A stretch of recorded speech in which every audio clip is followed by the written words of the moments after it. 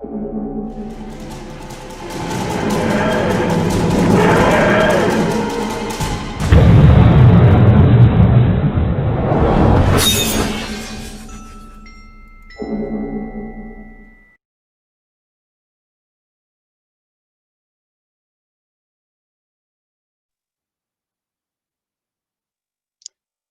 evening.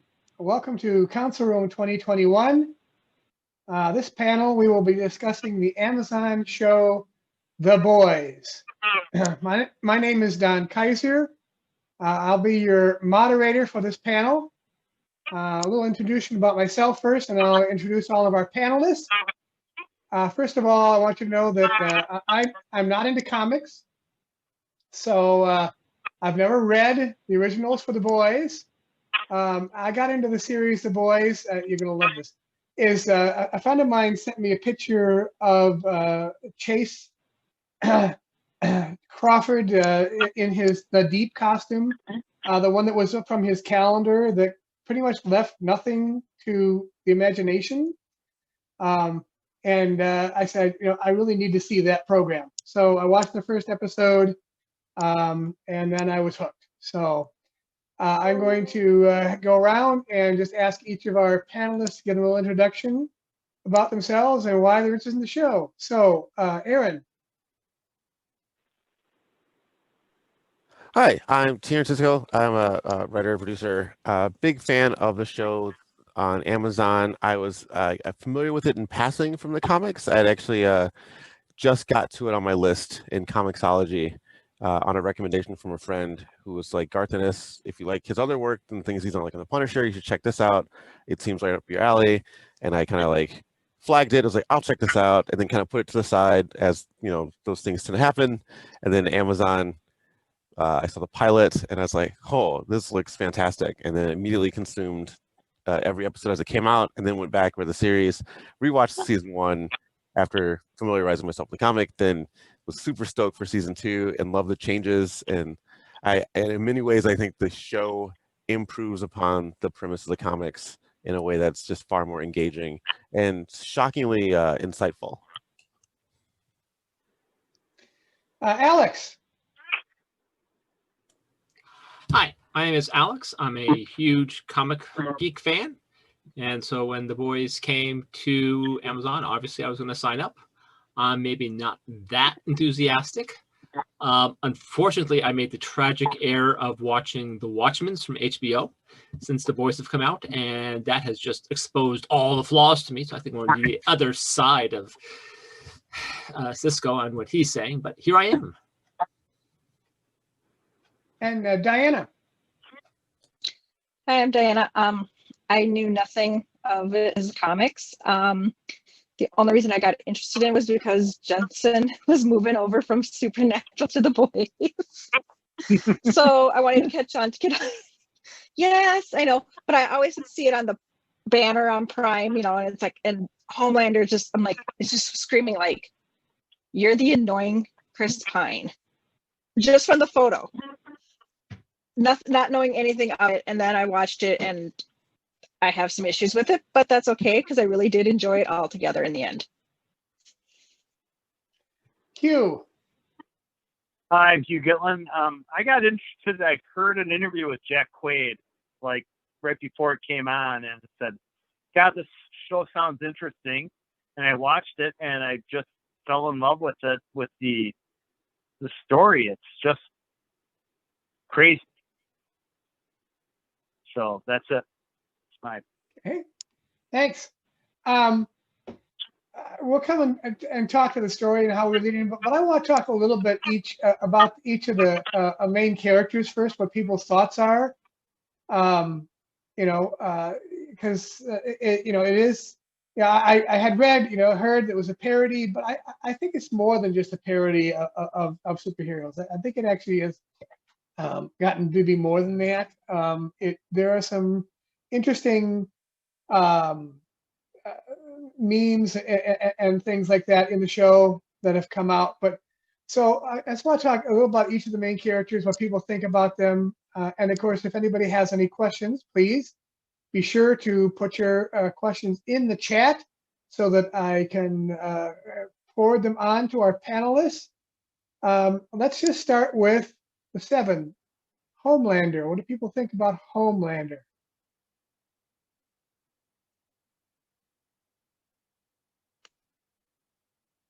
Aaron, you look like you're about ready to speak. Yeah, I thought I like Anthony Rapp's. Well, one, I was shocked to hear him speak with his actual voice. He did an appearance later, I found out, on a great series called Auntie Donna, and I had no idea he was, I think, New Zealandish. Is that the proper term, New Zealander? So New hearing Zealander, his yeah. hearing his actual Or voice, Kiwi. hearing his actual voice was shocking. But I think that he brings such a believable cynicism, cynicism, but also being very sinister. That's familiar in a way that's very unsettling. Like, he's not super campy with his evil deeds. He's so believable because I think he's so relatable. Like, I feel like many people, or most people even, have encountered someone who you can tell that they're putting on a facade and they're not what they seem to be, but you can't really do anything about it. And I loved his performance. And I think Homelander as a stand-in, sort of a physical manifestation of, nationalism and like hyper like extremism. It's brilliant. I mean, and I think Alex will probably touch on this a little bit too. I think the comics did a really good job of sending up comics and comic storytelling. But I think, kind of to your point, Don, the Boys Amazon series evolved past that to be more of an indictment, or an indictment of like many things in not just American culture, but like Western culture and pop culture, in so many facets. And Homelander is kind of like the top of that mountain, or I guess the bottom of that pit is probably a more apt way to describe that.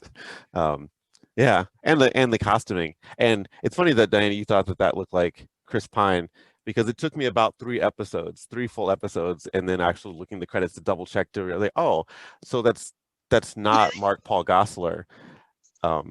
Zach Morris from Saved by the Bell is like, wow, he's aged really well. Any other Alex, Diana, Hugh, any comments about Homelander? Yeah, Hugh. Unmute Hugh.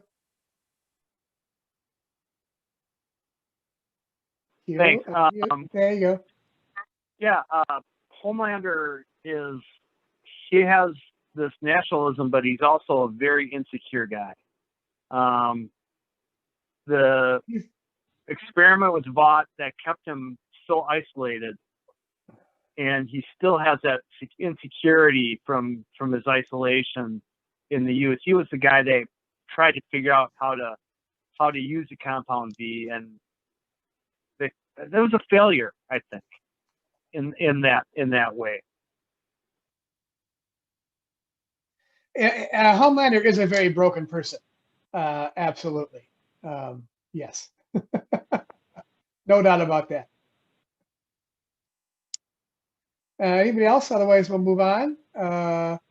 Next, we'll talk about Starlight, the other main one of the 7. Any comments about I'm going to go on this one if you don't. Good, Diana. Good. I liked her. She was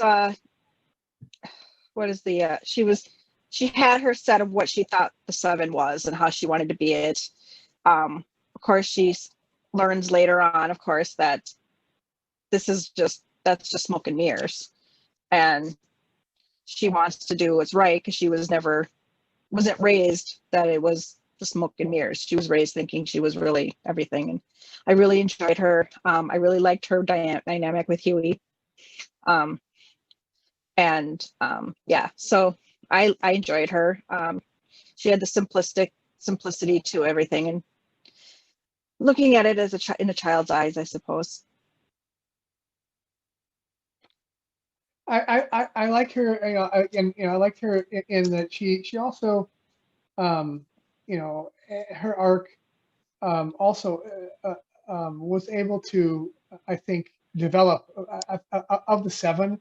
I think her arc was the one that developed most as a character, because when she first comes in, she's this super religious Christian, and she learned, as you said, Diana, that things are not what they appeared, and that maybe what she believed was not the best thing in the world. So, Queen Maeve, or she's an interesting character, I think, in that she's kind of quiet in a lot of ways, not as quiet as Black Noir, of course, but kind of quiet. But she, and of course, in the second series, and yes, there'll be spoilers. Second series, she is outed by Homelander, and then, of course, Vought makes much of that.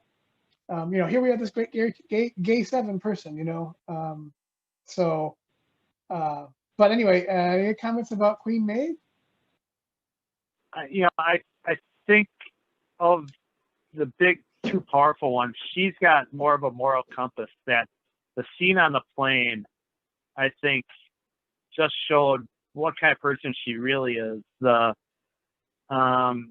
She's a lot of the stuff she does is she's conflicted. It seems like she's doing this. She really would rather, I think, just be at home with her girlfriend though, instead of doing what she's doing. Yeah, Maeve feels a lot like it's sort of like Starlight in the future, or at least that's how it felt like it was setting up in season 2, with all those more of the appeal to, like, you used to care and then you become jaded and all these other issues, which is fine. I kind of liked her more in season 1, just speaking from just the TV series depiction of her being sort of like the flip side to Homelander.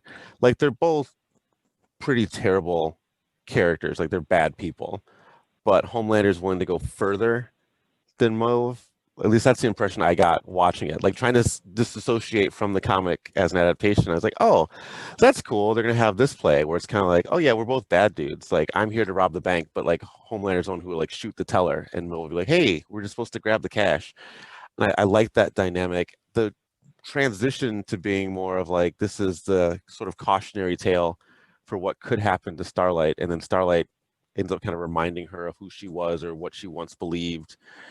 It wasn't a bad choice per se. I just was not as engaged with that turn of her character, but I did love the outing story arc, those elements, and like showing her have to deal with this relationship and to have that relationship depicted in a way that's respectful and not exploitative, even though it's about being exploited for said relationship. I thought that was really well done by the producers and writing staff. A-Train kind of starts the ball rolling off with running through Huey's girlfriend there at the very beginning, and of course he's an addict, and desperate for his to be accepted. What do people think about that? His character.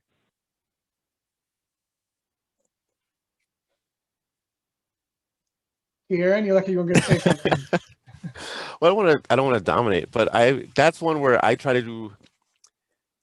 really hard to separate adaptation from source material, because it's two different mediums, they're different stories, they should be different and independent. But the changes to A-Train were the ones I couldn't really get over or get past. So if you haven't read the comics, and maybe Alex can jump on this one a little bit, A-Train is much more malicious. Like, when he kills Huey's girlfriend in the comics, it's not an accident, and he doesn't just kind of blow through like, oh, sorry. Like, it's very deliberate. Like, he throws some dude into her, which causes her to explode because of the speed, and then he even makes a snarky comment. I believe it's like a cop or like an ambulance driver or something like that, where he's like, you can deal with this is whatever, and then he takes off. So he's much more callous and more vicious, and I like that about A-Train. I feel like and I feel like the A-Train they have on the show, it's a good performance, but I feel like it's been done before. The sort of like tragic hero who's like bad because of circumstances, and he just Yeah, A-Train doesn't do it for me, just because of how different he is from his comic book counterpart. Well, I Any think we comments? might. Yeah, go ahead, Alex. Go ahead. Sorry. I was going to say that we might see something slightly different in season 3 coming up, or at least it's strongly hinted at the end of season 2. That he's now sort of become aware of how he's being used. And unlike Maeve, who knows she's being used and thought she could turn it around with that videotape and the blackmail, which just turns out to be nowhere, I've got slightly more hope for A-Train and his success.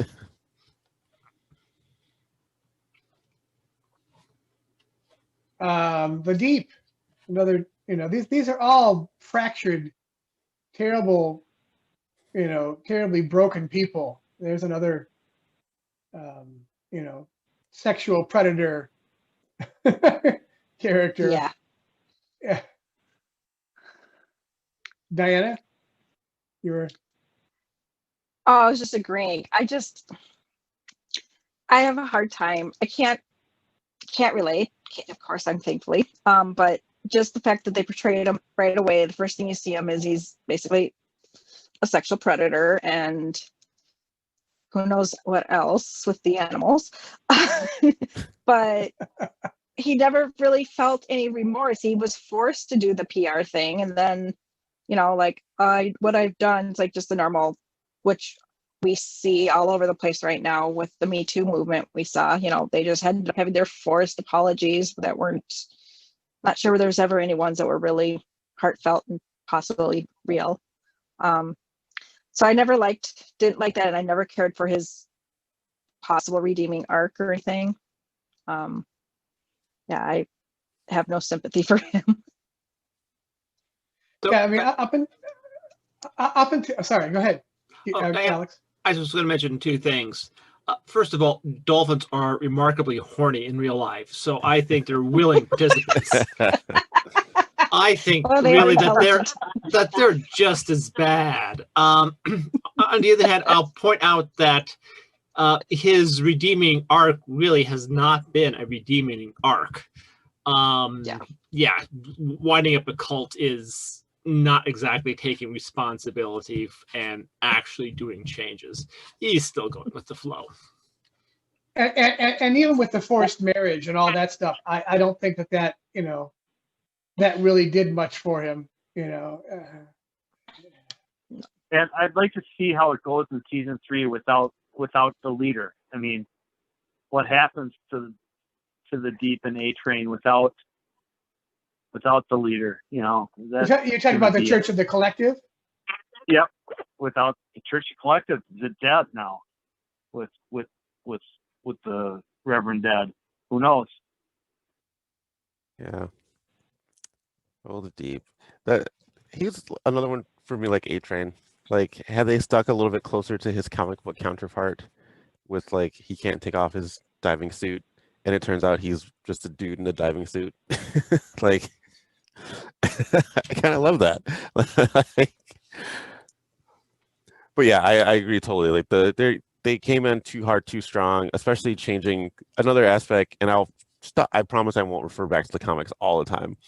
But the comics, like when Starlight or Annie, when she gets to the Seven in their weird flying satellite base thing, it's not just the Deep. Like, she's assaulted by a handful of members. And so it's kind of spreading the guilt a bit. But because the Deep was so malicious and so just predatory right off the bat, everything afterwards is kind of like, it's a little too far. You can't come back from that. And I don't think he has. I agree with pretty much everyone else. I think there's no, like, even if he does like the heroic sacrifice thing, like, this is a little off color, but this is a late night panel. Like, when I was in middle school, when we were in high school, we had a joke that, like, if you ever get in a fight, no matter what happens, try and like pee on the guy who's beating you up, because then no matter what happens, like, he's the guy who got pissed on. And it's kind of like the Deep. It's like, no matter what happens, like, he's always going to be like, his introduction, his first impression is like, oh, that's the dude that, like, sexually assaulted Starlight. So everything afterwards is kind of like, well, yeah, but isn't that the dude who sexually assaulted Starlight? And then the silent one, Black Noir, here, and you're dressed. Oh, come on, come on, pull it down. Come on, we gotta see. Oh, yeah, it's the whole thing. Oh, I'm gonna lose my. There you go. All right. Okay, thank you. Now you. Now that everyone's. Yeah, now that everyone's seen the costume, take it off and breathe a little bit easier.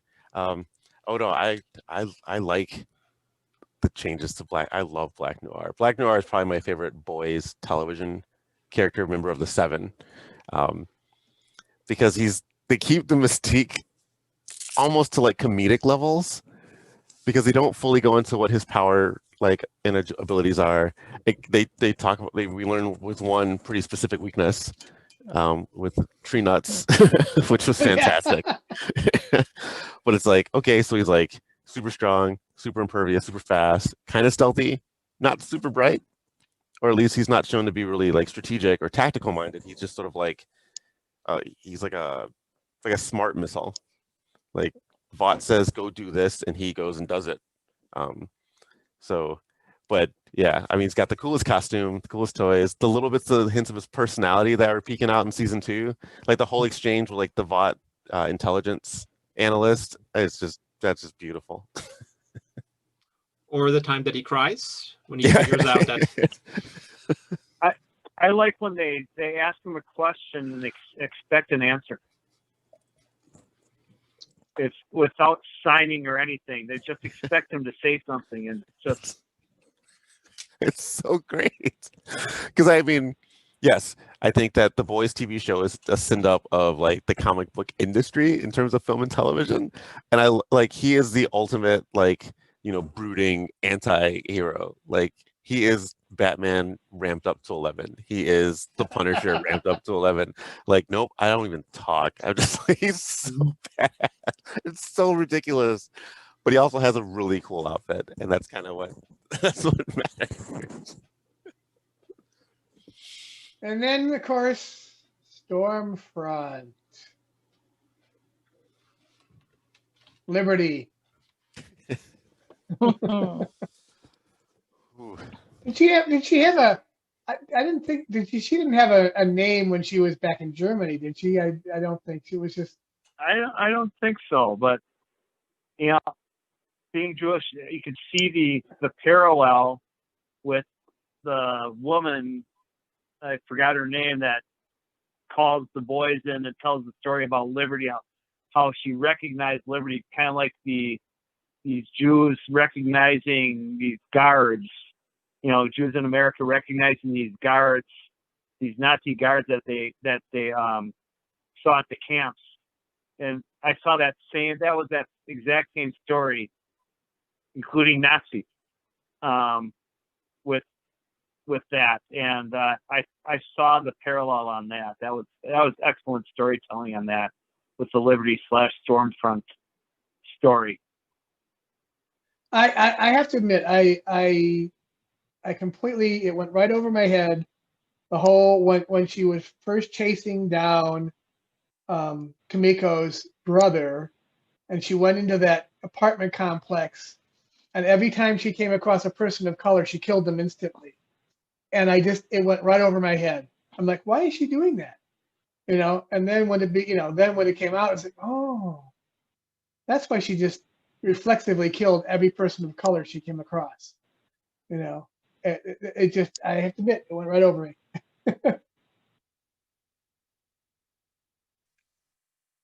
So whenever Stormfront was out and about, I really loved what she was doing.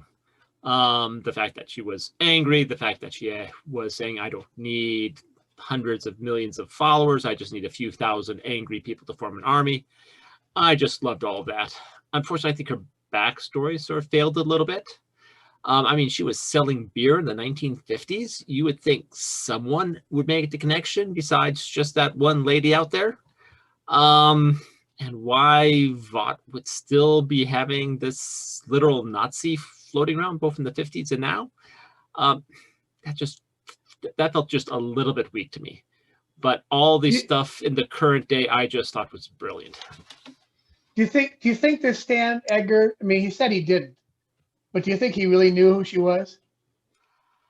I think so. He would have to. They're controlling these people from birth, right? They're paying the parents to breed these super specials. They're following them. He had to know. If I'm going to be guessing, I'm guessing that she's been around since the 50s. Maybe she's got a good percentage of VOT because she was in on the ground floor and helped bring the formula over, and that's how she scrolled her way in. Remember, she actually is the first one. I mean, she was the first one with Compound V as a Nazi experiment. Yep. Yeah, so I think Edgar knows. I don't think he's that stupid, and that's just another thing which I think doesn't quite hold together. Well, I think he was just lying. comic book logic, I think he was just lying. Just PR lying. I mean, I agree with you, Alex. I think he had to have known. I mean, he had to have known her back because he put her in for the 7th, right? And it couldn't have been by mistake.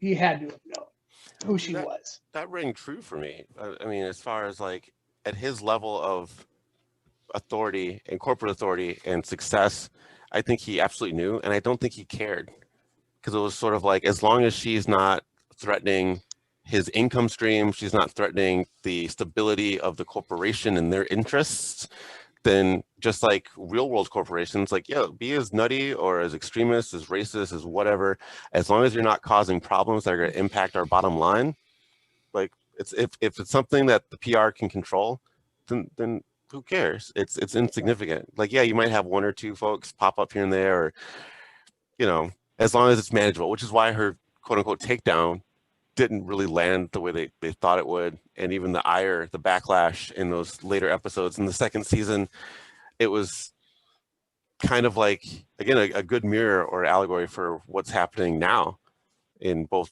the industry and sadly in our socio-political environment. It was just kind of like, people are pissed, but there's people pissed on lots of different sides, and the people in power, unless they have a compelling reason or a personal interest in making sure that those kinds of things get taken care of, there's no reason for them to. There's no incentive. And maybe that's very cynical or too cynical, but that's, I think, no, the system you're of the exactly boys. Right. You're exactly right. It's all about the bottom line.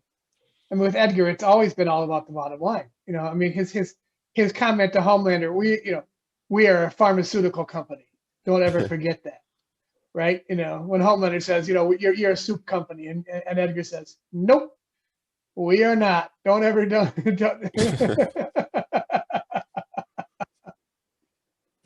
All right, let's move on real quick. I don't want to take too much time on all the characters, but Billy Butcher.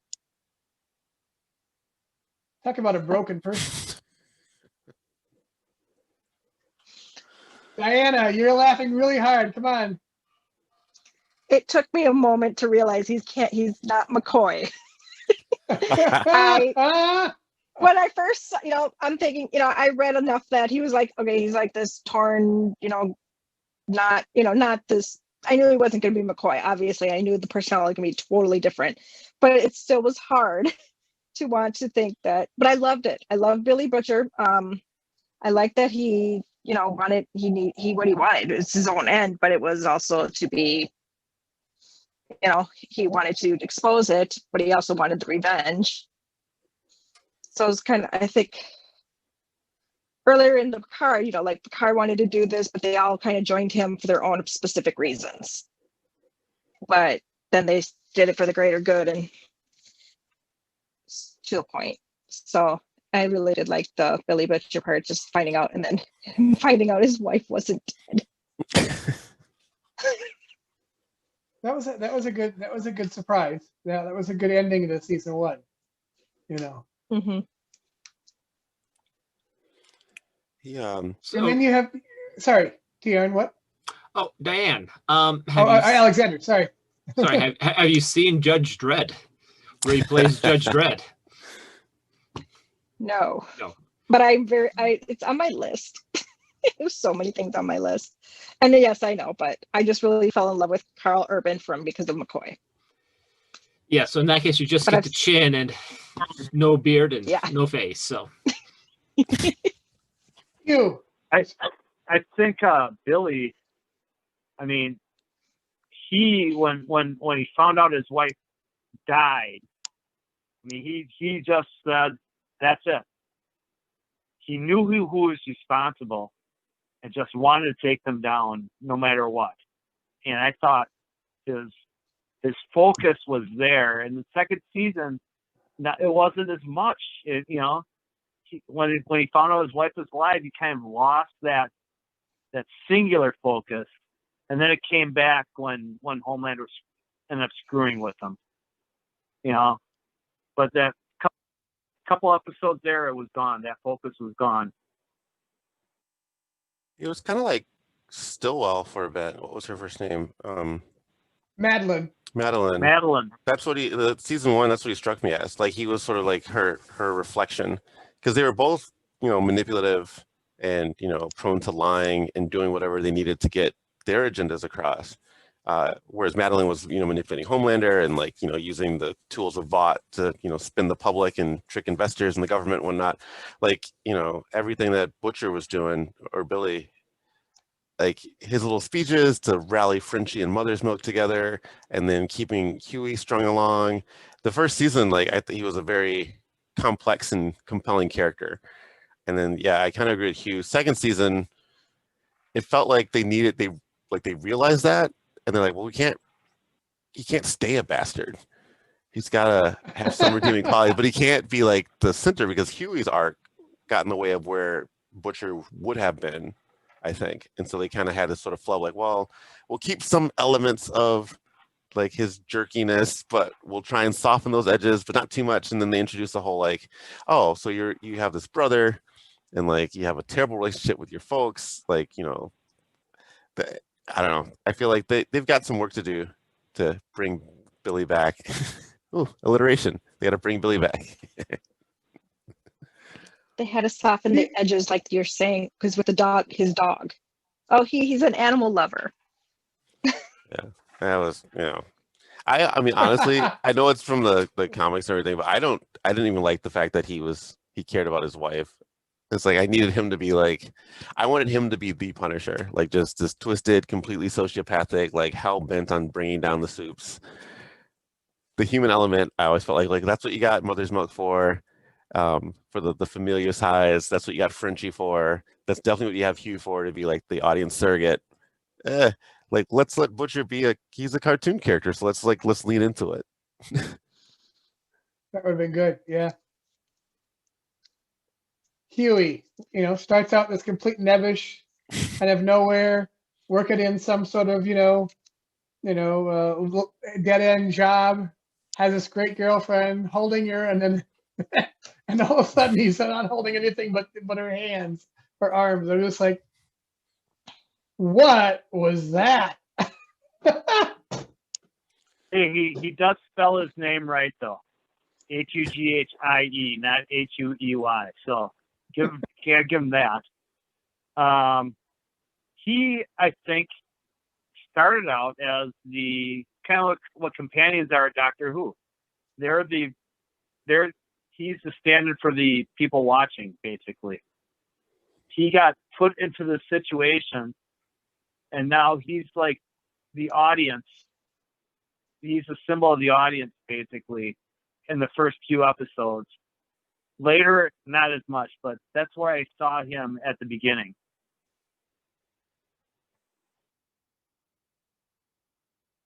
Yeah, I like Huey. I like his his story arc, his growth, his relationship with Starlight.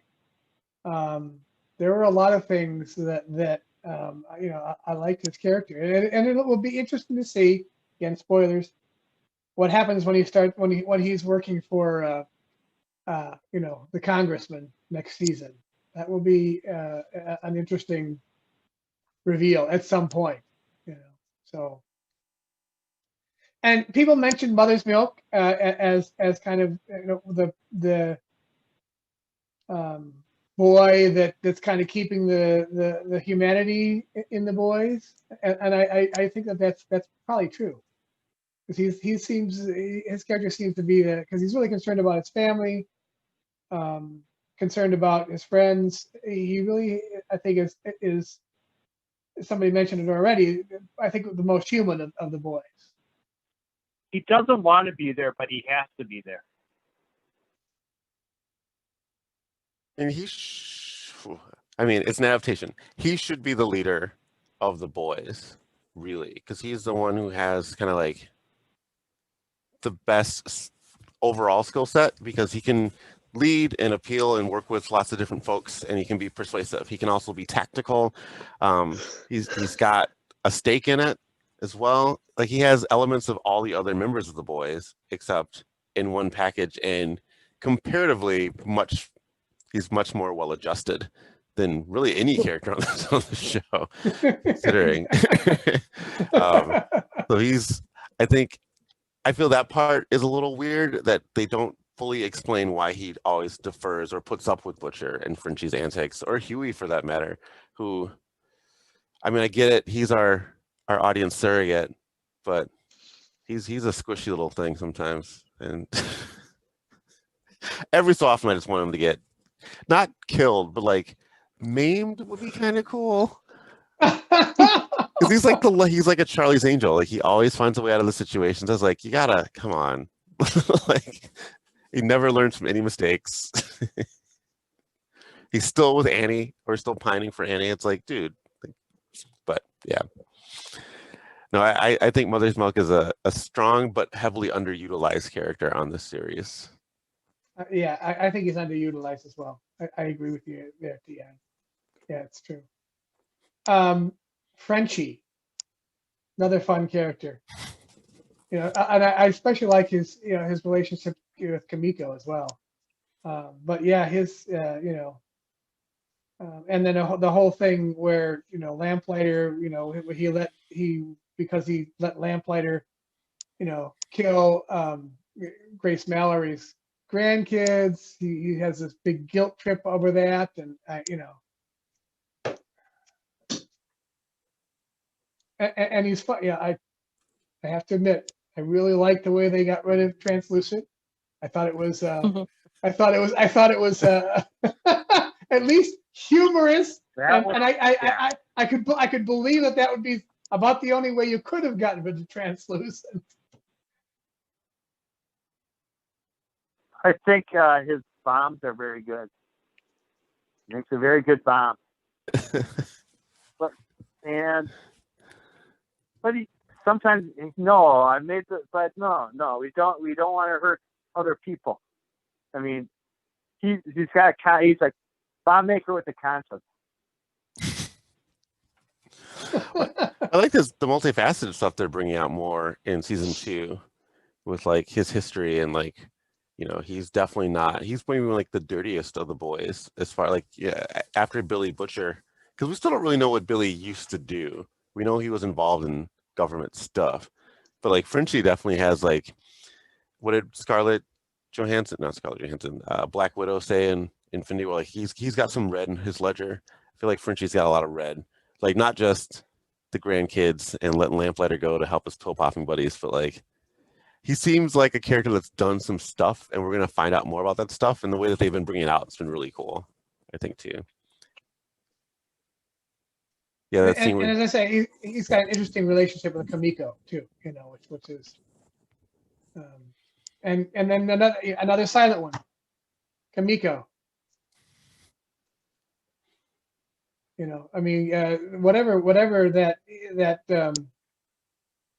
camp that she and her brother was in. I like Kimiko. She shows that you don't have to be able to speak to say stuff. She says a lot. She says a lot with her actions. She says a lot with her facial expression. I think Karen was just did an excellent job in that, playing Kimiko, bringing out everything without saying a word. So let's talk a little bit about the first and second seasons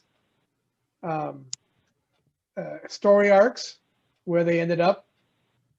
Any comments about first season or second season? It was where the story arcs, where they ended up, how did they progress? What do people think? I preferred the second season overall, but as far as individual moments, I think the first season wins. If it was like, if you're going just by scene, I think thematically season 2 was stronger, just because I felt like they had more to say and a more clear target of the parody and the satire and the indictments that they were making. Especially when they were coming after like the MCU and Disney and big studios, like the whole scene when they're shooting the Seven movie and all the little glimpses we're getting, that's all like stuff that's just like stereotypical like MCU Disney-fied superhero movie stuff. And I love that. It was beautiful. But I thought season 1 was great because it was kind of a send-up of like, or at least my interpretation was, it was sort of like the Netflix universe, where it was getting like, if you watch season 1 and then you immediately watch like Netflix's Daredevil, Netflix's Luke Cage, to a lesser extent Jessica Jones, because that's kind of its own amazing jewel, precious and rare. But The Boys is kind of like Daredevil if everyone's Daredevil, as far as like the trajectory and the story arc, the plot points of like, okay, we're gonna establish some motive and then we kind of see it grow. And it was, yeah, I liked season 1 had more fun moments, but I thought overall season 2 was like where they really hit their stride, because there's that thematic element running throughout the entire season. Alex, you said you were going to be devil's advocate, and sorry, Hugh, go ahead. I also think, season 1 was basically a development season. I mean, we got to know all the characters a lot, pretty well going into season 2. Now in season 2, we only had to meet Stormfront and Newman and Congresswoman Newman and Edgar. And then there's the 3, and we really didn't meet. Edgar was probably already developed, it seemed like. We knew the second he spoke that he was a greedy, just bottom line guy. When he spoke to Secretary Singer, that's Robert Singer, Bobby Singer. I like that. Like how they did that. Jim Beaver played Bobby Singer again. When he was talking to him, you could just see that he was just not a nice person. It's number 1, it's Giancarlo Esposito. When has he ever played a good guy? So, and then there was only 3 people to really introduce in that second season, and they did it, but so you're able to advance the other ones a lot more. Alex, you said you were going to be devil's advocate here and say some negative things, what you didn't like. So I'm going to give you the floor for a moment here. So I felt that some of the plot points in season 2 were a little bit on the sort of comic book side. A good example would be when Black Noir has got Billy Butcher pinned up against the wall, and they had that little conversation on the telephone. No, that should not have happened. That was a reset because they just written themselves into the wall. The fact that Starlight, who's now the biggest, newest sensation of the 7, was able to sneak out for a quick trip down south. No, that doesn't happen. I just felt that a lot of the stuff was written for plot convenience instead of reality. The entire thing doesn't even glue together that well. And just as a counterpoint to something a bit earlier with Edgar, having been involved with sort of a ringside seat a number of corporate frauds, that's not how it works. People think that they're fundamentally good, and they're going to try to justify their actions some way.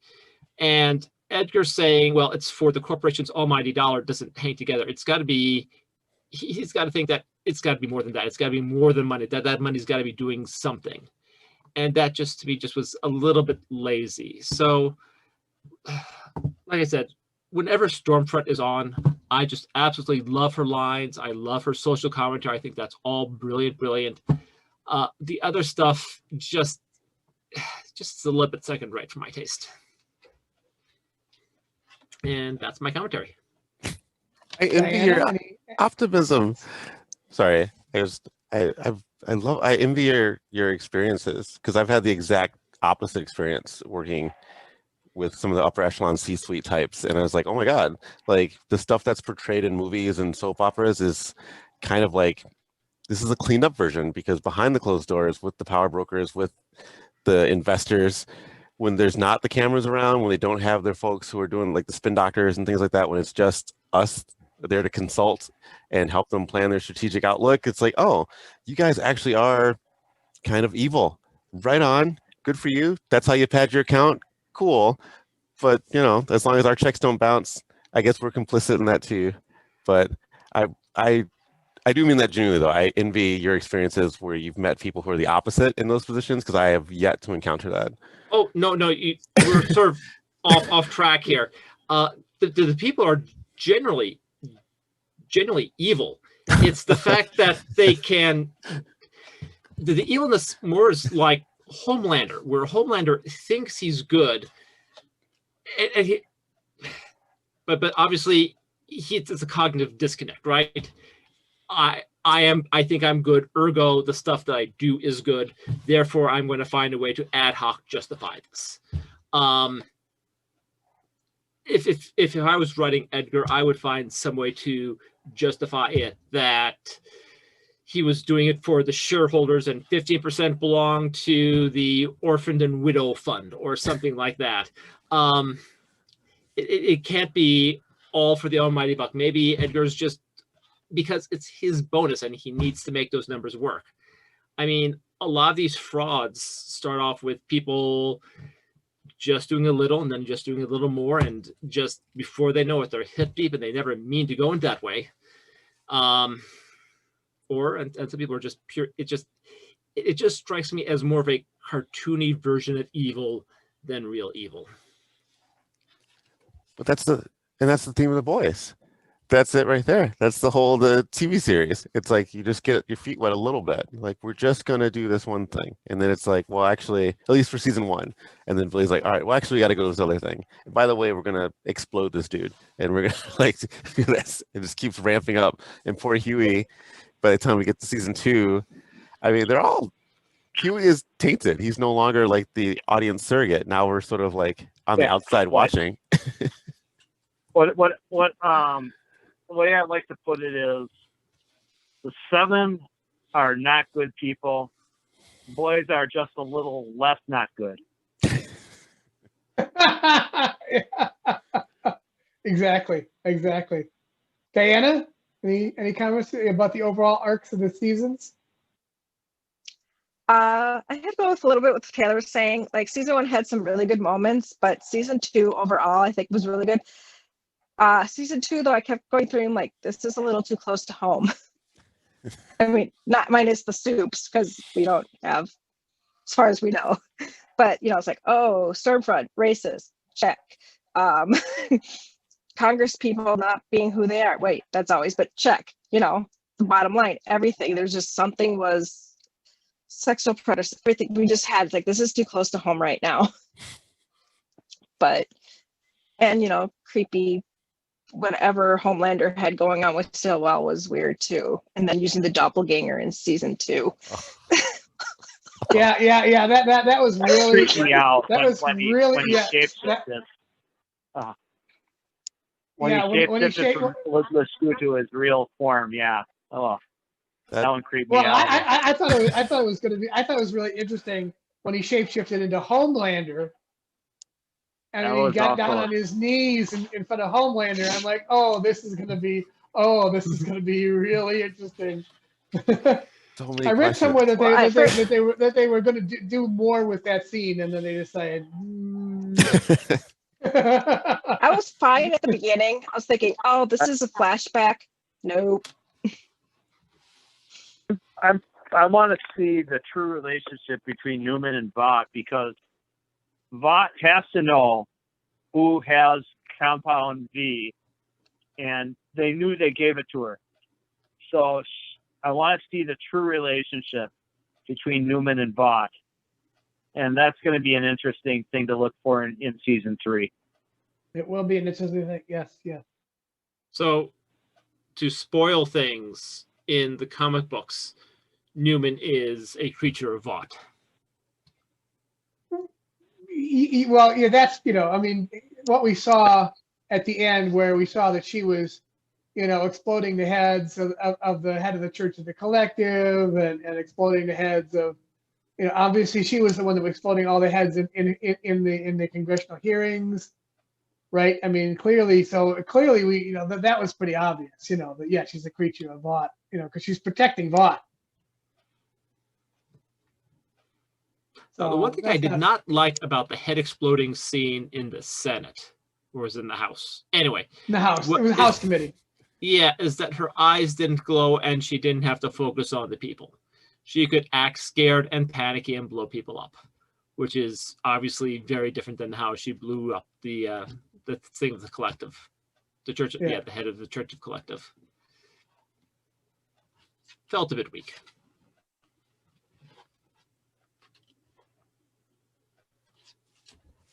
Fine. Yeah, we have a question. The question from the audience, did you figure out Newman before she was revealed? No, because exactly what Alex said, with her, you did see the eyes glow and everything in the hearing room. I did not know and figure it out until I read the comic books after I read the show. So no, that one sort of got past me. Yeah. Nope. That was new. But I think it's because I don't think it was a testament to like good writing and production. I think to Alex's point, they were just sort of like, gotcha. And it's like, well, wait, what? Like, well, I don't think anyone could have figured it out.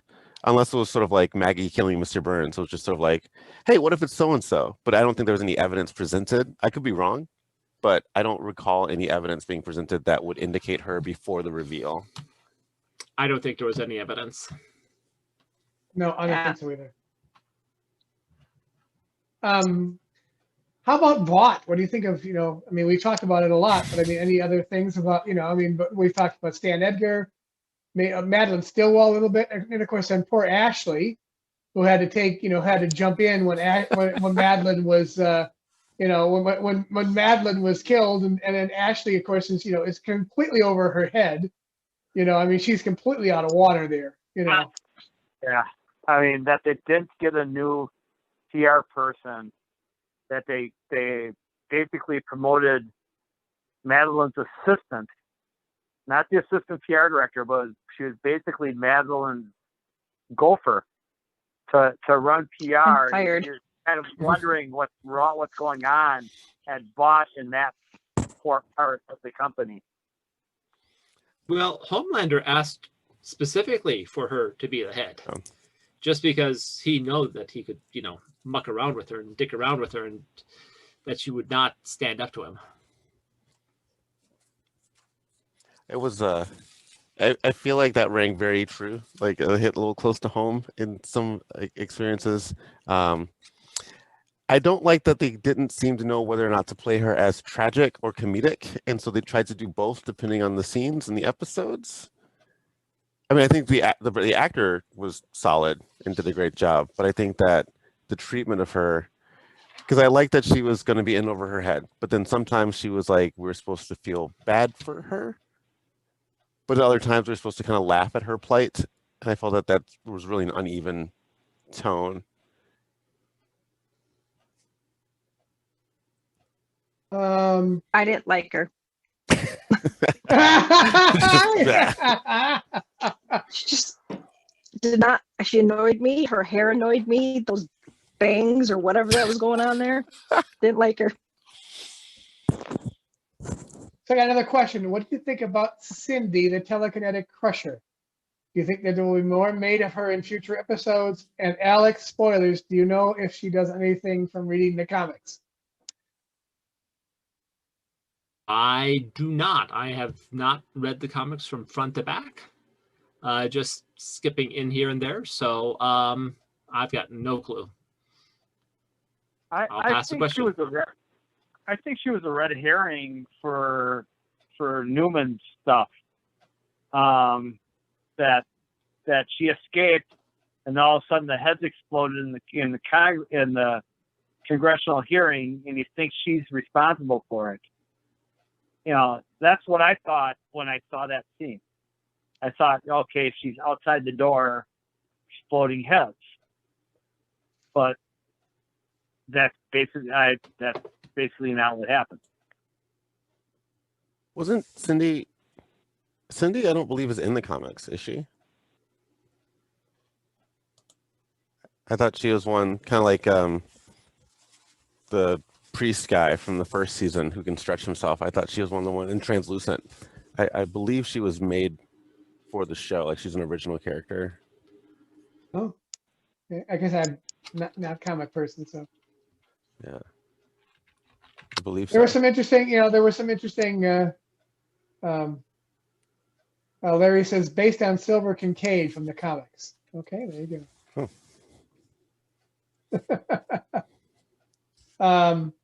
Yeah, there was some interesting soups in that sanatorium. That's for sure.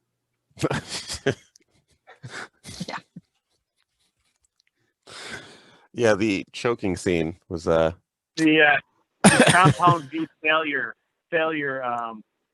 rooms. Yep. Yeah, that was and you know, I did like that they brought Lamplighter back and that he sort of redeemed himself a little at the end. You know, he certainly helped Huey break in and break Starlight out. But that's how you do it.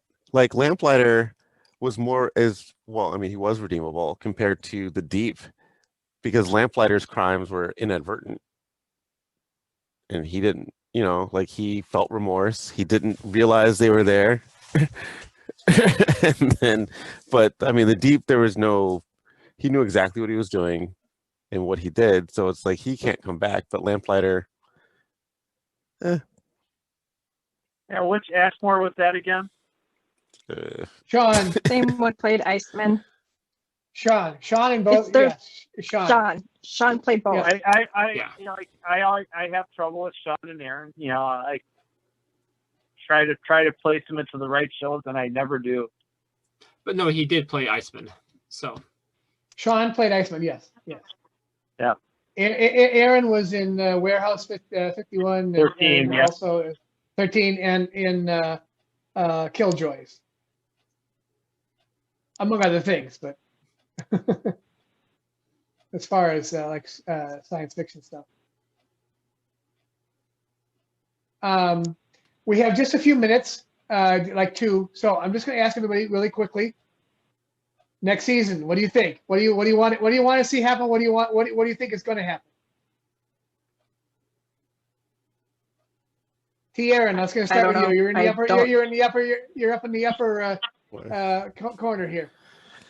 Well, I think it's going to be the fallout. I think it's going to, because they I think it's going to be dealing with Homelander's new kind of like situation, and I think that Edgar will do sort of like the Maggie or Madeline Stillwell role and realize that he needs Homelander back. I mean, the Seven's the Seven, regardless. They need it for Vought, but I think that's going to be played up more so, and I think the boys will get sidetracked chasing Vought and then realize that Newman is actually who they need to be going after, and that she'll become more of a presence. Pretty vague, Alex. but Alex. I just think that Starlight and Hugh Campbell are just too high up, and they're going to be taken down a notch. They're just in an unsustainable position. Diana. I mean, I think it's all up to it's a whole new ball game. depending on how you want to look at it. Because like you got Billy Butcher's got his son going into witness protection apparently to go live with Eminem's family. At least that's the way it seemed like. And like Alex said, Starlight and Hewitt, they're going to have to get knocked down a notch here and there because they think they're invincible at this point. At least it seems. So, yeah, I think it's season 3's anyone's game. Hugh, Um, last comments. the Victoria Newman arc, I'm looking forward to that. I'm also looking forward to what becomes of Stormfront. They leave her on that leaning on that tree. What happens? And I mean, the Huey and Starlight relationship. I mean, how is that going to get handled? And number 4, I'm looking forward to Jensen Ackles, Soldier Boy. I mean, I spent 15 years watching him on Supernatural. Let's see what he does now. All right. Well, thank you, all my panelists, for being with me this past hour. If you're currently watching this, please like this video and subscribe to our video page. Council Room is happening virtually this weekend, January 15th to the 17th. You can find out all the things that are happening by visiting our webpage, www.council-room.com. And again, thank you all for my panelists. I'm also looking forward to seeing what happens with Congressman Newman. That's the thing that I'm looking forward to finding out. So anyway, thank you all. It's been a great hour talking about the boys, and have a good evening.